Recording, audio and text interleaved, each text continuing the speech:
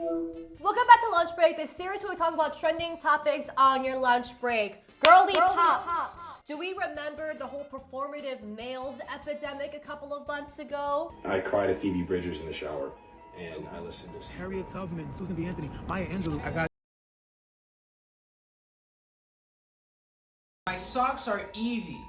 I got the pink socks on, and I kick my feet and go teehee. The type of men that pretend to have these sensitive, feminist behaviors and opinions so they can get women, but really they're just like any other boy. But since then, we have now moved past the Labubus and the matcha, and we have entered a whole new era of performative males, okay? And for some reason, they were all summons this past month. We have the pseudo-intellectual performative males with their esoteric, high-frequency topics discussion. And then we also have the gaslighting and the nice guy performative males with the not proud of it, but man enough to admit it trends this month. So, without further ado, let's talk about this new wave of performative males. Let's go. Chapter 1, the pseudo-intellectual performative man. The pseudo-intellectual performative man are the men that believe they are so smart, so intelligent, that they simply cannot have an intellectual conversation with a woman. It has been a whole discussion, a whole trend of these pseudo-intellectual men talking about how women these days are just simply too stupid. They're simply too shallow. They can't have an intellectual conversation. And that's why they can't get no bitches, you know?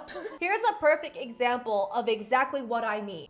I'm going to say this in like the nicest way possible because it is just my experience dating as a male, an American male, talking to other women. And when you try to bring up a high frequency topic with an American girl compared to a girl from pretty much anywhere else in the world, it is just always much, this is not received. They just kind of disconnect. Try to talk about esoteric topics, like ancient topics, masculine, feminine topics, really anything, and American girls is like, what are you talking about? And just disconnects from the conversation. From my experience with girls from other countries, it's just like they don't. It actually goes deeper. The conversation actually continues on. It's like they actually want to tap into, in my opinion, what are more like feminine style conversations of like exploring consciousness. And I just don't get that ever. And so that's been my biggest issue with dating is trying to find an American girl today. It's just like the conversations are always so boring and so surface level and so about work and, like I said, just like basically all catered around industrialism and the Industrial Revolution instead of like what actually matters on Earth. Guys, I don't know what it is about American women, but they just can't have high frequency conversations. But somehow, when I'm talking to underage Colombian girls, the conversation is just so much better for some reason. Now, as you guys can probably guess, this man became the main character of TikTok for like a whole month, okay? We are going to be quoting him for the next 2 fiscal years, at least. Because are you being for real? Consciousness. That's the deep conversation that American women of your age just simply cannot have with you. Here's the reason why you can't get a 23-year-old woman to talk about consciousness with you. It's because we were talking about this in 6th grade. We were talking about perspective, morality, the trolley problems, like back when we found out that Santa wasn't real. Back when we were debating who should have won the Wizards of Waverly Place wizard competition. We were talking about this the same time we were debating whether or not Glinda was a princess or not. I mean, it reminds me of the time when you like find out that your teacher actually has a life and family outside of school, or that your mom is not just named Mom. Mind-blowing shit right here. Now, if you guys were wondering what he meant by high-frequency feminine topics, he made a video explaining that. We're doing another follow-up video to the main video about American women and what patriarchal topics means, because it doesn't mean talking about the patriarchy. It means talking about topics that the patriarchy has programmed into their mind. And so instead of talking about things that are innate to feminine curiosity and what feminine would think about and overall beliefs and curiosities related to women, they instead would talk about things that men have put into their mind over the course of time to be interested in and talk about, which is exactly what I'm not interested in. I don't want a wife that talks about things that men have programmed into her mind. I want a wife that is in tune to what the feminine is actually curious about and what is innate to them and their superpowers, and them to utilize those things to help build up themselves, me, our family, and the environment around us. So it's a pretty simple concept. Oh my god, he's like a walking Darman skit. You hear that, girly pops? It's not natural for us women to talk about masculine things like politics or the Industrial Revolution. We should be talking about more feminine things like building a family for this man and his feelings as he finds out about sentience for the first time. Man, I really wish I had the confidence of the 20-something-year-old man that just read the philosophy Wikipedia page. This dude probably just watched season 1 of Black Mirror and now he's got Philosopher in his Instagram bio. I mean, the real question here is like, what was he expecting these women to say on these dates when you go up to them and just start babbling about random philosophy and consciousness? I feel like he wanted us women to react like he just revealed that he's Hannah Montana or some shit. Okay, don't freak out, but yeah? I read the Socrates Wikipedia page last night.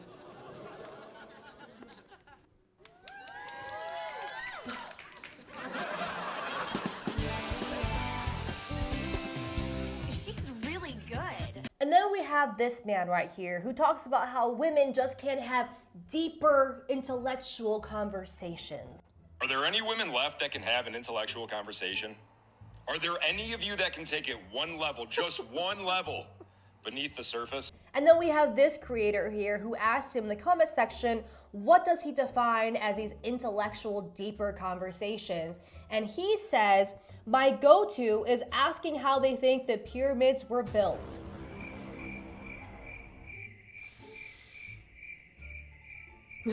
I have never seen a more perfect fit for the show Love is Blind than this man.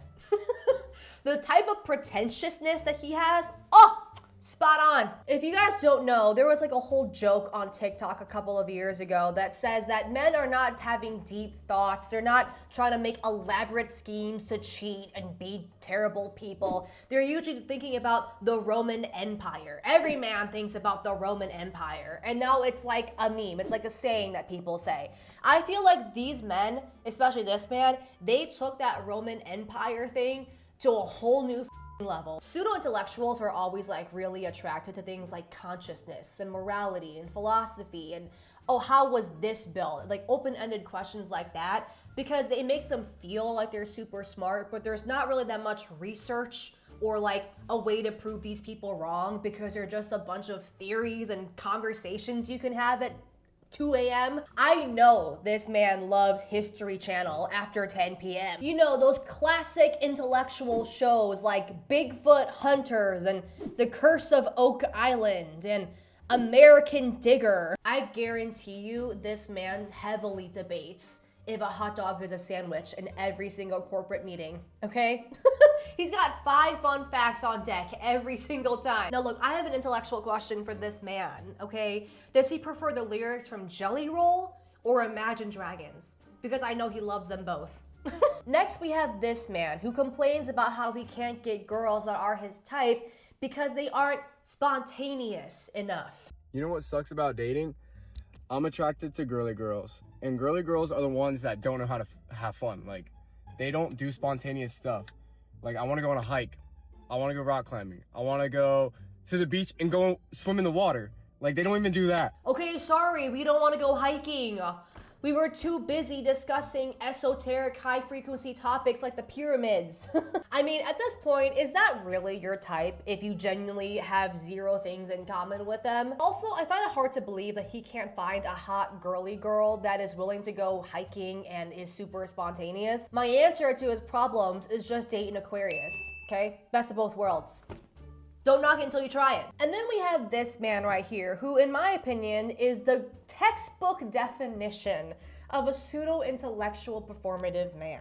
And he made this video right here talking about why American men can't get American women. American men are unique in the fact that they pretty regularly date women who are less attractive than them. And if you go anywhere else in the world, you go to South America, Asia, or Europe, I don't know about Africa, but these other places, you're gonna find a lot of guys dating women who are surprisingly attractive. And the common explanation for this is that it's just money. And I'm sure in some cases it is. But having lived outside of the US for a few years now, I've seen more than enough examples to know that it's not just money.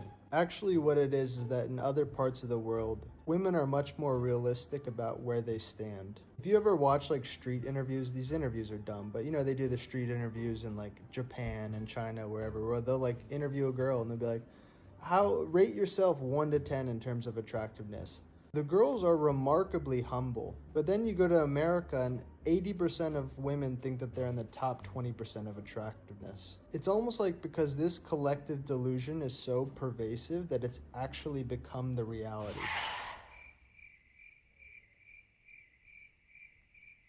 So this whole like 80% of women thinking they're the top 20% is like a myth straight out of the Incel textbook, okay? Right off the floors of a Reddit page, which I am assuming is his favorite platform. And just to be clear, if you did not get this, he's talking about passport bros, okay? He's not talking about foreign men dating foreign women. He's talking about American men dating foreign women and bribing them with money. The real question is like, if he's in a foreign country for multiple years and the women there are so much better and more humble and are more intellectual, then why the f is he still single? Why are you not married, or at least with a woman? Now, the reason why I included him in the pseudo-intellectual section of this video is because his whole TikTok page is just him regurgitating the most incel nice guy playbook, but in the most like poetic, pretentious way possible. For example, here's him reading off his Substack where he talks about debating whether or not he's an ass or a titty guy. Are you an ass or a tits guy? Why choose? If you want life to be black or white, you will be in a state of perpetual confusion. When Jung talks about the individuation of the conscious and the unconscious, I really think he's saying just be both. Be an ass and a tits guy. Exert your will and surrender. Approach things playfully and the matrix blushes back at you. You'll know you're on the right track when the cells in your body shout warmer as you move closer to it. Throughout the day, you will bounce back from bad vibes. You will redirect people's hatred toward a soft or reflective surface away from your face. You will telepathically tell them, maybe you need some vanilla. You know when you buy a new book and there's that hint of a vanilla smell to the pages? Bro is really referencing Carl Jung to debate whether or not he's an ass or titty guy on his Substack. This is like a character out of Silicon Valley or something, I swear to God. If you guys are ever wondering what the demographic of people that would watch Suits, the show, it would be this. The type of man that would watch season 1 of Suits and deadass think that they could be a CIA agent. And then here's another one of his philosophical TikToks where he talks about how American women are overvalued and how we can fix that issue. I don't expect American women to lower their dating standards because they're in a position of power and privilege right now. You can't convince someone in that position to be like, hey, you should just lower your price. Why? I can charge a high price and people will pay it, so I'm gonna charge it. I tend to think the solution actually comes from guys being more selective because I've seen this now in Asia. Guys don't put up with the same amount of bullshit. Accordingly, women lower their price because the bid in the market is lower. I'm sorry for comparing it to pricing, but the market analogy is so great with dating. Every time you swipe right on a girl on a dating app that you wouldn't actually date, but you're just like, oh, she's cute, you inflate the market. And the cherry on top is you get downranked in the algorithm on the dating app. They think that you're desperate. It doesn't even have to be all guys. Even like 40% of guys become more selective and lower their bid. That's enough to pull down the whole market and make it more realistic. Oh my God, he's like if Ross Geller was Gen Z. Guys, should I like work on myself and put myself out there to get dates? No. What I really need to do is stop swiping so much on Tinder so women are inherently devalued, and that'll eventually get me Margot Robbie. This dude deadass thinks he's like the modern day Immanuel Kant. More like, I can't get any bitches. Am I right? She's really good. Again, all he's doing is just spewing out incel concepts, but in the most roundabout, pretentious way possible. You could literally do that with anything and make it sound intellectual. You think you're the but you're not even the fart. I be going hard. Shark to do. Freaking they hard. Baby shark to do. When the alpha roars, the king listens. But when the jester maxes, he is gagged. Philosopher. Are you guys feeling intellectual yet? Because I am. Chapter 2. The sleeper gaslighting performative male. So in the same period that we had men talking about esoteric high frequency topics, there is also this trend called not proud of it, but man enough to admit it. So this trend had started with the creator Big John, and it's a bunch of men admitting to like life choices that they weren't proud of, and then they would like nominate each other to do the trend. Like this is the 2012 Ice Bucket Challenge. Most of this trend are just men admitting to their high-key gambling addiction or talking about how they suck at golf and whatnot. But alas, this trend did bring out all of the men that confess to the crazy, insane things they've done to women. And they just really admit it on TikTok. I'm calling these men the sleeper gaslighting performative males because they get slept on. These are the men that like in the moment seem completely normal, have a lot of riz. They don't have a problem getting women to talk to them, but their intentions behind their actions is usually pretty devious. Not proud of it, man enough to say it. Not proud of it, man enough to say it. I only use Hinge in foreign countries, and whenever I match with girls, I lead them on for about 2 weeks, and I randomly drop that I live in Canada and we'll never actually meet, and then the conversation just kind of dies. Not proud of it, man enough to say it. Like, literally why? Like this is some Patrick Bateman type shit. Like why would you want to do that? That just seems like a waste of time. Not proud of it, man enough to say it. I'm known to be the guy in the friend group that can't hold their shits, and therefore I have shit on the side of the road multiple times. Not proud of it, man enough to say it. Not proud of it, man enough to say it. I've been celibate for the past 9 months. Not by choice. What the fuck, man? Not proud of it, man enough to say it. Oh my god, he's like if the state of Florida was a person. You know, the next time you guys get ghosted, just rest assured that it's probably someone like this, okay? I just love how they're saying this in like the most LinkedIn corporate meeting tone of voice ever. Like this is just any other Tuesday. Oh, I'm not proud that I've been celibate for 9 months. Gee, I wonder why. Maybe if you actually talk to the women around you instead of foreign women, maybe you would get some bitches. Am I wrong? Like what type of humiliation, please blue ball me and punch me in the face type of fetish is this? You're gonna spend all this time getting like women to talk to you and you enjoy talking to these women and then you're just like, gonna pull out now. Like is that the best hobby you could come up with? I know these men are like the same age as me. Like whatever happened to backpacking across Japan or getting into biking? Playing through Elden Ring for the 3rd time. Like none of those 30-year-old hobbies was good enough for you? We had to go straight to catfishing innocent foreign women? Like what the f? And then we have this man right here who led a woman on for God knows how long, and he just did it for the plot. Not proud of it, man enough to say it. I used to be talking to this one person and she kept asking, what are we? And she kept saying that she wanted to have like a relationship. So myself I said whatever. So I just sat there and I just kept going on dates and stuff like that when I knew full and well I had no intentions of dating the person, and I just kept doing it because I was just bored.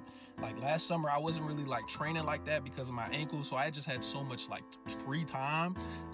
So I was just like effing. I just kind of convinced myself that I wanted to date her. Little did I know that she was trying to plan an Atlanta trip, a birthday trip at that point, and she wanted me to spend about $3,000 to $4,000 on her. Mind you, I had to breach at the time for sure, but she was crazy as hell for that. Boy, I had to dead that shit like right then and there with that. Then once I deaded it, she got upset that I wasn't talking to her, and then she called me trash at basketball and said all the above. Boy, I wish I could just show y'all the paragraph of what she said about me, boy. That shit was funny as hell. Yeah, bartender, one angel shot, please. Oh, I get it now, you guys. He's just hurt because she called him out for being D2 and never making the NBA. So he decides that he was just with her for the plot. I get it now. I mean, you can tell that his feelings were hurt based on that laugh solely. That's the same exact laugh and demeanor a little kid has after he like falls off his bike and scrapes his knee, and then he's trying to act all alpha because he doesn't want to cry in front of his friends. This is the same exact laugh that evil henchman in a Disney movie would have. He sounds like the voice of an evil eel after poisoning the entire royal family for the villain. Like, could you imagine if he actually put all this time and effort he put into like leading innocent women on for the plot? If you took all that time and put it into practicing, he might actually be D1. I mean, he's never going to the NBA, but he might actually get more than 5 minutes of playing time as a D2 athlete. Chapter 3, the nice guy performative males. So another part of not proud of it, but man enough to admit it trend are what I like to say are like these nice guys, male pick-me performative men. These are like the textbook male pick-me's that pretend to be like this sensitive, reflective, kind, perfect man, but just to get women. They're not actually like this. They post captions like, man enough to admit I was a terrible person, but who I'm becoming is way better than before. Go through the windshield and hit the edge of a fence, dislocating my jaw and flipping me into a wall where my neck is broken and my skull is fractured. I just love these videos, you guys. It's a type of that I feel like Coach Bolton would say to like rally up the Wildcats before they have their crazy dance routine, you know? My favorite part of these though is that they always conveniently leave out what they're gonna actually do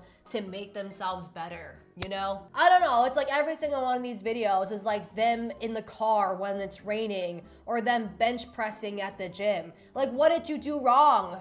You forgot your driver's license? You couldn't bench 225 last Tuesday? Like what does this have to do with you being a piece of shit? And in the same vein, we now have this trend that is like somehow worse, and it is the I made her sound like this trend. And it's just a trend where these men talk about how they like low-key, high-key cheated on their girlfriends, or they were like emotionally mean to their girlfriends, and now they're such a piece of shit. They're working on it. Man enough to admit I've made someone's daughter feel like this, but I'm changing so it could never happen again. And then they use this cringy audio of a woman crying over their gym sessions.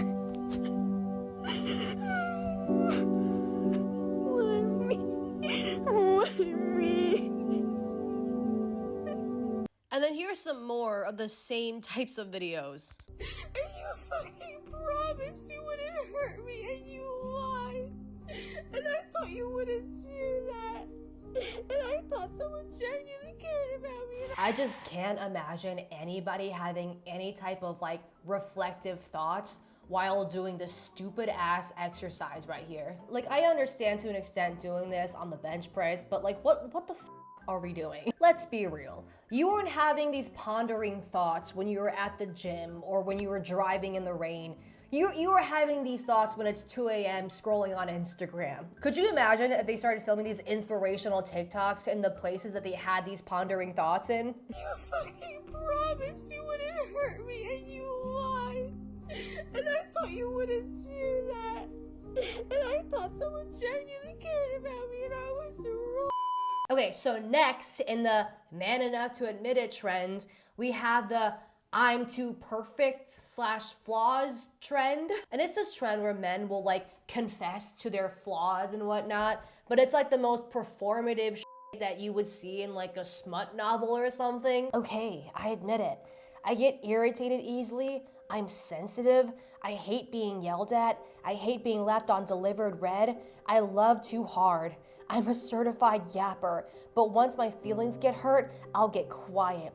I love hugs. I love kisses. I love being babied. I love being in love. I laugh at everything. I love food. I have an attitude problem. I overthink. I love deep conversations. I love being alone. I love listening to music. So yeah, I admit, I'm a handful. This is like the male version of that song that goes like, I'm a bitch, I'm a lover, I'm a child, I'm a lover. Nobody send this to their Gen X auntie, okay? They're gonna repost this shit every day on Facebook. If any of you see this in the wild, I need you to run for the hills. This needs to be taught in high school curriculum, okay? Because if you're falling for this, you're not ready for the real world. You're falling for this, you're not gonna be able to do your taxes. You're gonna send $100,000 to a Nigerian prince. And then we have another one of these videos. I'll admit it, I'm a lover boy. I don't drink, I don't smoke. I love feeling loved. I love my mom so much. I hate partying. I love money. I don't cheat. I believe in God. I overthink like crazy. I don't with a lot of people. Man enough to admit it. I don't like to drink or smoke or party, and I have a huge wiener and chiseled abs. Does any girl even want to with this? God. This is the type of that like the worst person that you know reposts on Facebook every single day. But guys, surely this isn't all an act, right? There can't be direct evidence on why he's being performative and that he's just lying for clout. Oh, he posted a video that said that he would lie so his friends could cheat? Oh! But surely he won't talk about how much he loves his current girlfriend and also how much he loves his ex-girlfriend in the same day, in the same outfit. No, he could never do something like that. I didn't think I would ever say this, but the matcha-loving, labubu-wearing, performative males, it's a dying art. It really is. These men aren't even trying anymore. They're just stealing from Twitter and posting it on TikTok in the same day, in the same outfit. I'm like insulted that you're not even trying that hard to manipulate women, okay? Like at least get a matcha, at least change up your labubu, at least wear a crop top. So yeah, that was the new wave of performative men that all summoned at once in the month of April 2026. They're going to make movies about April 2026 starring Jacob Elordi and Zendaya, and it's going to have the same soundtrack as Independence Day 1996, okay? And with that said, thank you guys so much for watching today's video. Please like, share, and subscribe. Let me know your feelings about performative men in the comment section down below, and I will see you in my next video. Bye!